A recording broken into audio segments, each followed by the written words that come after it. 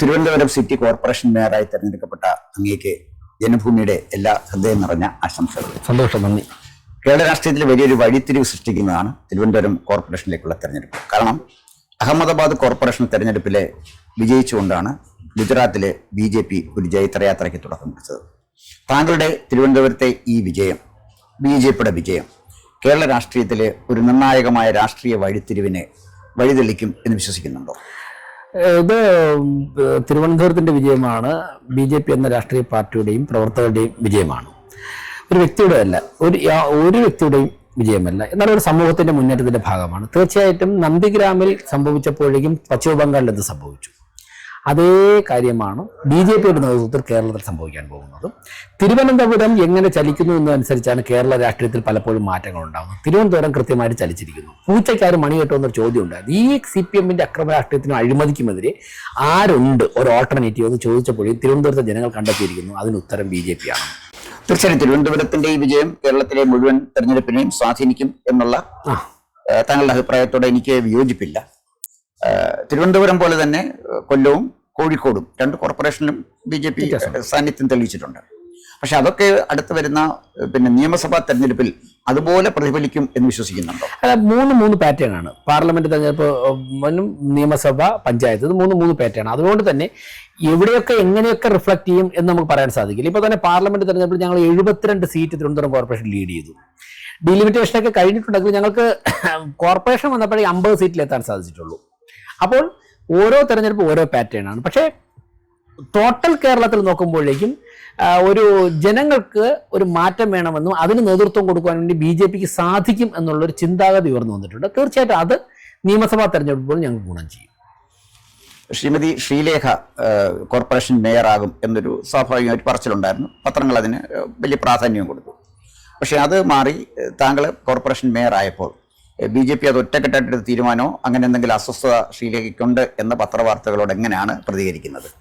അതായത് പല പേരുകൾ മാധ്യമങ്ങൾ, ഓരോ മാധ്യമവും ഓരോ പേരുകളാണ് കൊടുത്തിട്ടുണ്ട്. ഞങ്ങളുടെ ഒരു 10-20 പേരുടെ പേര് മേയർ സ്ഥാനത്തേക്കും ഡെപ്യൂട്ടി മേയർ സ്ഥാനത്തേക്കൊക്കെ മാധ്യമങ്ങൾ ചർച്ച ചെയ്തിരുന്നു. അപ്പോൾ ഓരോ മാധ്യമ പ്രവർത്തകനും ഓരോ ദിവസം അവർക്ക് കിട്ടുന്ന ഇൻഫർമേഷൻ, എവിടെന്നെങ്കിലും കിട്ടുന്ന വിവരം വെച്ചിട്ട് അവർ വാർത്ത കൊടുത്തിരുന്നു. പക്ഷേ ഞങ്ങളുടെ പാർട്ടിയിൽ ഒരു പക്ഷേ ഈ മേയർ, ഡെപ്യൂട്ടി മേയർ സ്ഥാനമൊക്കെ ചർച്ച ചെയ്യാനിരുന്നപ്പോൾ പല പേരുകളും ഉയർന്നു വന്നിട്ടുണ്ടാകാം. ഞാൻ ആ ചർച്ചകളിൽ ഒരു ഘട്ടത്തിൽ കൗൺസിലർമാരുടെ അഭിപ്രായം പറയുന്ന ഒരു ചർച്ചയിൽ മാത്രമേ എനിക്ക് പങ്കെടുക്കേണ്ടതായിട്ട് ഉണ്ടായിരുന്നുള്ളൂ. അതുകൊണ്ട് ആ ഘട്ടത്തിൽ വ്യക്തിപരമായി എന്നോട് അഭിപ്രായം കൗൺസിലർ നൽകി ചോദിച്ചു, ഞാൻ അഭിപ്രായം പറഞ്ഞു. അതിനുശേഷം നടന്ന ചർച്ചകളിലൊന്നും തന്നെ ഞാൻ പങ്കാളിയില്ലാത്തതുകൊണ്ട് ഏതൊക്കെ പേരുകൾ എങ്ങനെയൊക്കെ ചർച്ച ചെയ്യുന്ന അറിയില്ല. പക്ഷേ ഞങ്ങളുടെ പാർട്ടിയെ സംബന്ധിച്ച് ഒരു ഗ്രാമപഞ്ചായത്ത് പ്രസിഡന്റിനെ തെരഞ്ഞെടുക്കുന്നത് മുതൽ പ്രധാനമന്ത്രി വരെ തെരഞ്ഞെടുക്കുമ്പോഴേക്കും ഒന്നിൽ കൂടുതൽ ഘടകങ്ങൾ, 1, 2, 3 അതിൽ കൂടുതൽ ഘടകങ്ങളിൽ നിരവധി നേതാക്കന്മാർ ചേർന്നിട്ട് ചർച്ച ചെയ്യാൻ തീരുമാനം. ചർച്ച നടക്കുമ്പോൾ പല അഭിപ്രായങ്ങളുണ്ടാകും. പക്ഷേ തീരുമാനം ഏകണ്ഠമായിട്ട് തന്നെയാണ് BJPയിൽ എടുക്കുന്നത്. അല്ലെങ്കിൽ തന്നെ തീരുമാനം എടുത്തു കഴിഞ്ഞാൽ ആ തീരുമാനം പാർട്ടിയുടെ തീരുമാനം. അങ്ങനെ അതുകൊണ്ടാണല്ലോ ഞങ്ങൾക്ക് നിരവധി തവണ തുടർച്ചയായിട്ട് സംസ്ഥാനത്തൊക്കെ തന്നെ ഭരണം ലഭിക്കുന്നത്. തിരുവനന്തപുരം ഒരു പൈതൃക നഗരമാണ്. കേരളത്തിലെ ഏറ്റവും അധികം സാംസ്കാരിക പാരമ്പര്യം അവകാശപ്പെടാൻ പറ്റുന്ന ഒരു സ്ഥലമാണ് തിരുവനന്തപുരം. തിരുവനന്തപുരത്തെ ഒരു പൈതൃക നഗരമാക്കാൻ തിരുവനന്തപുരത്തിൻ്റെ കഴിഞ്ഞുപോയ ഗതകാല സംസ്കാരത്തിൻ്റെ അവശിഷ്ടങ്ങളെ സംരക്ഷിക്കാൻ എന്തെങ്കിലും പദ്ധതി തയ്യാറാക്കിയിട്ടുണ്ട്? തീർച്ചയായും പദ്ധതി തയ്യാറാക്കണമല്ലോ. നമ്മളിതുപോലുള്ള പാരമ്പര്യം, പരമ്പരാഗത നഗരങ്ങൾ ഇതൊക്കെ സംരക്ഷിച്ചാൽ മാത്രമല്ല നമ്മുടെ നാടിൻ്റെ വൈവിധ്യവും സൗന്ദര്യവും സംസ്കാരവും നിലനിൽക്കുകയുള്ളൂ. അതിന് ഏത് തരത്തിൽ, ഇപ്പോൾ കാന്തല്ലൂർ സർവകലാശാല അതിൻ്റെ തനിമ വീണ്ടെടുക്കണം എന്ന് നിരവധി പേർ ഞങ്ങളോട് ആവശ്യപ്പെട്ടിട്ടുണ്ട്. ഞങ്ങൾ പ്രതിപക്ഷമായിരുന്നപ്പോൾ തന്നെ അതിനെക്കുറിച്ച് ഞങ്ങൾ ചർച്ച ചെയ്തിട്ടുണ്ട്. അപ്പോൾ ഇപ്പോൾ സോഷ്യൽ മീഡിയയിലൊക്കെ തന്നെ വലിയ പ്രചരണം നടക്കുന്നു. ഏത് തരത്തിൽ അത് നമുക്ക് പ്രാവർത്തികമാക്കാം, അതിന് കോർപ്പറേഷൻ ഏത് റോൾ നിർവഹിക്കാൻ സാധിക്കും, കേന്ദ്ര ഗവൺമെൻറ് പിന്തുണ നമുക്ക് ഏതൊക്കെ തരത്തിൽ ആർജിക്കാൻ സാധിക്കും, അങ്ങനെയുള്ള കാര്യങ്ങളൊക്കെ തന്നെ ആ മേഖലയിൽ എക്സ്പെർട്ടായിട്ടുള്ള ആൾക്കാരുമായിട്ട് ചർച്ച ചെയ്തിട്ട് കൊണ്ടുവരേണ്ടതാണ്. എന്തായാലും ഞങ്ങളുടെ അഭിപ്രായം ഇങ്ങനെയുള്ള പാരമ്പര്യവും പരമ്പരാഗതമായുള്ള കാര്യങ്ങളൊക്കെ തന്നെ അതിൻ്റെ തനിമ ചോരാതെ നിലനിർത്തി മുന്നോട്ട് പോകണം. അതൊക്കെ തന്നെ ഓരോ കാലഘട്ടങ്ങളിലും നശിച്ചു പോയി കഴിഞ്ഞാൽ കുറേ കഴിയുമ്പോഴേക്കും നമ്മുടെ നാടിൻ്റെ സാംസ്കാരിക പാരമ്പര്യം മുഴുവൻ തന്നെ തകർന്നു പോകുന്ന സാഹചര്യം ഉണ്ടാവും. അത് സംരക്ഷിക്കാൻ വേണ്ടി പ്രാദേശിക ഭരണകൂടത്തിൽ എത്രമാത്രം ഇടപെടാനും ചെയ്യാനും സാധിക്കും. അത്തരത്തിലുള്ള ഇടപെടൽ ഉണ്ടാവണം. അല്ല, കാന്തല്ലൂർ ശാഖയുടെ കാര്യം താങ്കൾ പറഞ്ഞു. കാന്തല്ലൂർ ശാഖയ്ക്ക് വലിയൊരു പ്രാധാന്യമുണ്ട്. ലോകായുധം അടക്കം 64 വിദ്യകൾ അഭ്യസിപ്പിച്ചിരുന്ന ഒരു വലിയ സർവകലാശാലയാണ്. ഒരുപക്ഷെ ദക്ഷിണേന്ത്യയിലെ നളന്ദയോ അല്ലെങ്കിൽ വിക്രമശിലയോ എന്നുപോലും വിശേഷിപ്പിക്കാൻ പറ്റുന്ന ഒന്നായിരുന്നു കാന്തല്ലൂർ ശാഖ. അപ്പോൾ ആ കാന്തല്ലൂർ ശാഖ നിലനിന്നിരുന്നത് നമ്മുടെ വലിയ ശാലയിലാണെന്നാണ് വിശ്വസിക്കുന്നത്. അപ്പോൾ വലിയ ശാല സ്കൂളുണ്ട്, ശാല സ്കൂളുണ്ട്, അതുപോലെ തന്നെ തൊട്ടടുത്ത സ്കൂളുകളുണ്ട്. അത്തരം സ്കൂളുകൾക്ക് ഈ കാന്തല്ലൂർ ശാഖയുടെ പേര് കൊടുത്തുകൊണ്ട് അതിൻ്റെ ആ പേരെങ്കിലും ഒന്ന് നിലനിർത്താൻ, ഒപ്പം കേന്ദ്ര ഗവൺമെൻറ്റിൻ്റെ ഇത്തരം പൈതൃകങ്ങൾ സംരക്ഷിക്കുന്നതിന് ഒരുപാട് പണം കേന്ദ്ര ഗവൺമെൻറ് ചെലവഴിക്കുന്നുണ്ട്. രാജ്യത്തിൻ്റെ പൈതൃകം, നമ്മുടെ സംസ്കാരത്തിൻ്റെ മഹത്വം. അപ്പം അത് കൃത്യമായ ഒരു പ്രോജക്റ്റ് തയ്യാറാക്കി ഈ കാന്തല്ലൂർ ശാലയുടെ മഹത്വം അത് ലോകം മുഴുവൻ അറിയിക്കത്തക്ക വിധത്തിൽ പുറത്തു കൊണ്ടുവരണമെങ്കിൽ രാഷ്ട്രീയക്കാർ മാത്രം വിചാരിച്ചാൽ പറ്റില്ല. അതിന് ഒരു ഹെറിറ്റേജ് അഡ്വൈസറി ബോർഡ് ഉണ്ടാകണം. അത്തരം ഒരു ഹെറിറ്റേജ് അഡ്വൈസറി ബോർഡ് ഉണ്ടാക്കുന്ന ഒരു പദ്ധതി കയ്യിലുണ്ടോ? ഇല്ല, അത്തരത്തിലുള്ള പദ്ധതികളൊന്നും ഇപ്പോൾ കയ്യില്ല. ഞാൻ അതുകൊണ്ടാണ് താങ്കൾ നേരത്തെ പറഞ്ഞത് എക്സ്പെർട്ട് വിദഗ്ധന്മാരുമായിട്ട് ആലോചിക്കണം ഒരു വാക്യമാണ് ഉപയോഗിച്ചത്. ഞങ്ങൾ രാഷ്ട്രീയ പ്രവർത്തകരാണ്. എല്ലാ മേഖലയിലും സൊല്യൂഷൻ കണ്ടെത്താൻ വേണ്ടിയുള്ള അറിവ് ഞങ്ങൾക്കുണ്ടാകണമെന്നില്ല.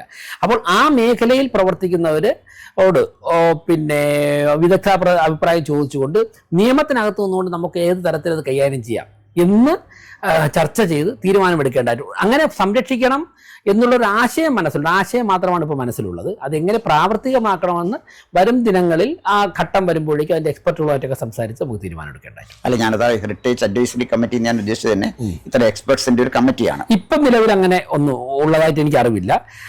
ഈ ആശയം മാത്രമേ ഉള്ളൂ. പക്ഷേ അത് നടപ്പിലാക്കേണ്ടി വരണമെങ്കിൽ അങ്ങ് പറഞ്ഞതുപോലുള്ള എക്സ്പെർട്ട് കമ്മിറ്റിയുടെയൊക്കെ തന്നെ ഒരു രൂപീകരണം നമുക്ക് ആവശ്യമാണ്. അത് അങ്ങനെ വരുന്നൊരു ഘട്ടങ്ങളിൽ നമുക്കത് ചെയ്യേണ്ടി വരും.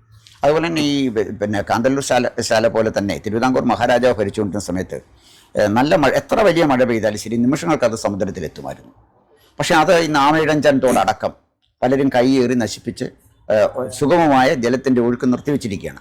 അസാധാരണമായ ഇച്ഛാശക്തിയുള്ള ഒരു കോർപ്പറേഷൻ കമ്മിറ്റിക്ക് മാത്രമേ ഈ ആമയിഴഞ്ചാനത്തോട് പിന്നെ വിപുലീകരിക്കാനും ജലത്തിൻ്റെ സുഗമമായ ഒഴുക്ക് ഉറപ്പുവരുത്താനും കഴിയും.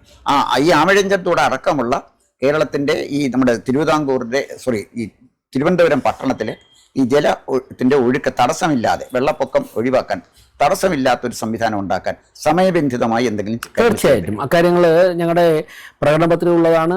ഞങ്ങൾ അതിനുവേണ്ടി സമരം ചെയ്തിട്ടുള്ളതാണ്. അതിനെ പ്രാവർത്തികമാക്കുവാൻ വേണ്ടി എന്ത് ചെയ്യണം? ഇപ്പോൾ അത് തെരഞ്ഞെടുപ്പ് ഞാൻ സത്യപ്രതിജ്ഞ 24 മണിക്കൂർ കഴിയുന്നതേ ഉള്ളൂ. അപ്പോൾ ആദ്യം കൗൺസിലിൻ്റെ രൂപീകരണം, സ്റ്റാൻഡിംഗ് കമ്മിറ്റി രൂപീകരണം, ഇങ്ങനെയുള്ള കുറച്ച് തിരക്കുകളിലാണ് ഞങ്ങളിപ്പോൾ. പിന്നെ ഉദ്യോഗസ്ഥരുമായിട്ട് പല ഘട്ടങ്ങളിൽ സംസാരിക്കണം, ഉദ്യോഗസ്ഥരുടെ മീറ്റിംഗ് നടത്തണം. അതിനുശേഷം ഞങ്ങൾക്ക് നേരത്തെ കിട്ടിയ ഇൻഫർമേഷൻ വെച്ചുകൊണ്ട് ഈ സ്ഥലങ്ങളിലൂടെ യാത്ര ചെയ്ത് എവിടെയാണ് ഇതൊക്കെ തടസ്സപ്പെടുന്നത്, എങ്ങനെ എന്ത് മെക്കാനിസം ഉപയോഗിച്ച് നമുക്ക് പരിഹരിക്കാം എന്ന് നോക്കിയിട്ട് ചെയ്യാം. അതുപോലെ തന്നെ വളരെ പ്രധാനപ്പെട്ട ഒരു കാര്യമാക്കി തിരുവനന്തപുരത്തെ പുണ്യതീർത്ഥങ്ങൾ, പത്മതീർത്ഥം അടക്കം പല പുണ്യതീർത്ഥങ്ങളും മണ്ണിട്ട് നികത്തി കഴിഞ്ഞു. അപ്പം ഈ നിലവിലുള്ള പുണ്യതീർത്ഥങ്ങളെങ്കിലും സംരക്ഷിക്കാനും അത് ഭംഗിയായിട്ട് പിന്നെ സൂക്ഷിക്കാനും വരുന്ന തലമുറയ്ക്കെങ്കിലും അത് കൈമാറാനുള്ള ഒരു സംവിധാനം അടിയന്തരമായി. തീർച്ചയായിട്ടും എന്ത് വില കൊടുത്ത ഞങ്ങളെ കാര്യങ്ങളൊക്കെ തന്നെ നടപ്പിലാക്കുവാനുള്ള ആലോചനയിലാണ്. തീർച്ചയായിട്ടും. അതുപോലെ തന്നെ ഒരു കാലത്ത് ട്രിവാൻഡ്രം സിറ്റി ഇന്ത്യയിലെ ഏറ്റവും ക്ലീനസ്റ്റ് സിറ്റി ആയിരുന്നു. ഇൻഡോറും ട്രിവാൻഡ്രവുമായിരുന്നു അറിയപ്പെട്ടിരുന്നത്. അതിൻ്റെ ഒരു പ്രത്യേകത, തിരുവിതാംകൂറിലിരുന്ന സർ ടി മാധവറാവു, അദ്ദേഹത്തെ ദിവാനായിരുന്നു, അങ്ങേക്കറിയാവുന്ന കാര്യമാണ്. അദ്ദേഹം തന്നെയായിരുന്നു ഇൻഡോറിലെയും ദിവാനും റീജൻറ്റുമായിരുന്നു മാധവറാവു. അപ്പോൾ അദ്ദേഹം ഇവിടുന്ന് പിണങ്ങിപ്പോയ ആളാണ്. പക്ഷേ ഒരുപാട് കാര്യങ്ങൾ അദ്ദേഹത്തിന് ഇൻഡോറിൽ ചെയ്യാൻ കഴിഞ്ഞു. ഇൻഡോർ ഇന്നും ഇന്ത്യയിലെ ഏറ്റവും ശുചിത്വമുള്ള നഗരമായിട്ട് നിൽക്കുകയാണ്. പക്ഷേ ട്രിവാൻഡ്രം മാലിന്യ കൂമ്പാരമാക്കി മാറിയിരിക്കുകയാണ്. ഇതിനെ ഇൻഡോറിൻ്റെ തുല്യമായി എത്തിക്കണം എന്നൊന്നും ഞാൻ പറയുന്നില്ല. എങ്കിലും മൂക്കുപത്താതെ തിരുവനന്തപുരത്ത് നടക്കത്തക്ക വിധത്തിൽ തിരുവനന്തപുരത്തെ ഈ ദുർഗന്ധത്തിൽ നിന്ന് രക്ഷിക്കാൻ എന്തെങ്കിലും നടപടി സ്വീകരിക്കുമോ? ഇൻഡോറിനെ പോലെ ഒരു കാലത്ത് തിരുവനന്തപുരത്തിനുണ്ടായിരുന്ന ആ മഹത്വം, ശുചിത്വ നഗരം എന്ന മഹത്വം, സമയബന്ധിത 5 വർഷം നമ്മുടെ മുന്നിലുള്ളൂ. ആ സമയത്തിനകത്ത് ഇത് ചെയ്തു തീർക്കാൻ കഴിയുമെന്ന് ആത്മവിശ്വാസമുണ്ടോ? തീർച്ചയായിട്ടും ആത്മവിശ്വാസത്തോടെ തന്നെയാണ് ഞങ്ങൾ ഭരണത്തിലേറ്റ്. ഞങ്ങൾ ജനങ്ങളോട് പറഞ്ഞിരുന്നു. അതിൻ്റെ അടിസ്ഥാനത്തിൽ ഇൻഡോർ മേയറുമായിട്ട് ഇന്ന് ഉച്ചയ്ക്ക് ഞാൻ സംസാരിച്ചു. അപ്പോൾ അദ്ദേഹം, ഞാനും ഡീറ്റെയിൽ സംസാരിക്കാനുള്ളൊരു അവസരം കിട്ടിയില്ല. 2 തവണ വിളിച്ചു. മീറ്റിങ്ങുകൾ അങ്ങോട്ടും ഇങ്ങോട്ടും നടക്കുന്നതുകൊണ്ട് ഞങ്ങൾ ഡീറ്റെയിൽ ആയിട്ട് സംസാരിക്കാൻ വേണ്ടിയിട്ട് മാറ്റിവെച്ചിരിക്കുകയാണ്. അപ്പോൾ അവിടെ ഉപയോഗിച്ച സാങ്കേതിക വിദ്യ ഉപയോഗിച്ചുകൊണ്ട് അവിടെ വിജയകരമായി നടപ്പിലാക്കിയ നരഹരി IAS അദ്ദേഹത്തിൻ്റെ ഉപദേശം തേടിക്കൊണ്ട് തിരുവനന്തപുരത്തിൻ്റെ പശ്ചാത്തലത്തിൽ ഇതെങ്ങനെ നടപ്പിലാക്കുക എന്നുള്ളതിനെക്കുറിച്ച് ഉൾപ്പെടെ ഞങ്ങൾ ആലോചിക്കുന്നുണ്ട്. ഇപ്പം ഇനിയും മറ്റൊരു ചോദ്യം എനിക്ക് ചോദിക്കാനുള്ളത്, ഇപ്പോൾ 2026 നിയമസഭാ തെരഞ്ഞെടുപ്പ് പടിവാതിക്കൽ എത്തി നിൽക്കുകയാണ്. അപ്പോൾ നിയമസഭാ തെരഞ്ഞെടുപ്പ്, കഴിഞ്ഞ നിയമസഭാ തെരഞ്ഞെടുപ്പിൽ അങ്ങ് മത്സരിച്ചതാണ്.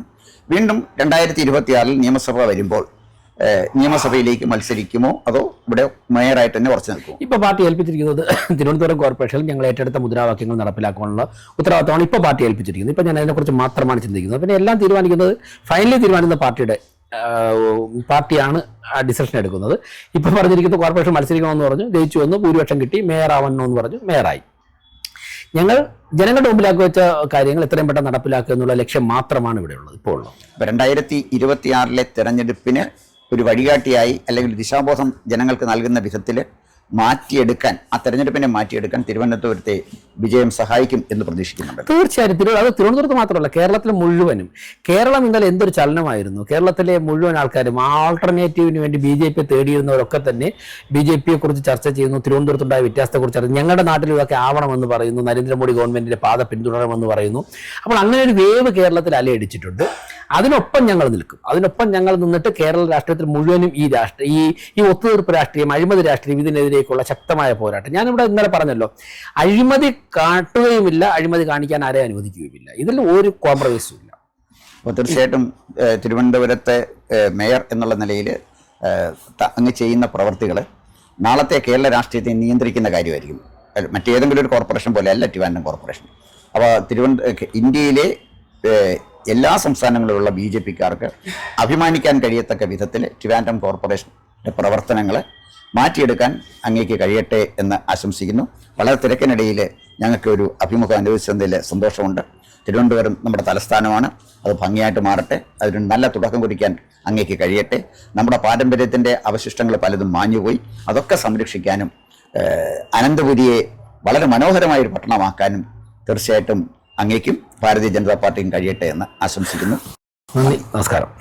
കൂടുതൽ വാർത്തകളും വിശേഷങ്ങളും നേരിട്ട് ലഭിക്കാൻ ജനങ്ങളിൽ നിന്ന് ജനങ്ങളിലേക്ക് ജനഭൂമി ന്യൂസ് സബ്സ്ക്രൈബ് ചെയ്യൂ. ബെൽ ബട്ടൺ അമർത്താനും മറക്കരുത്.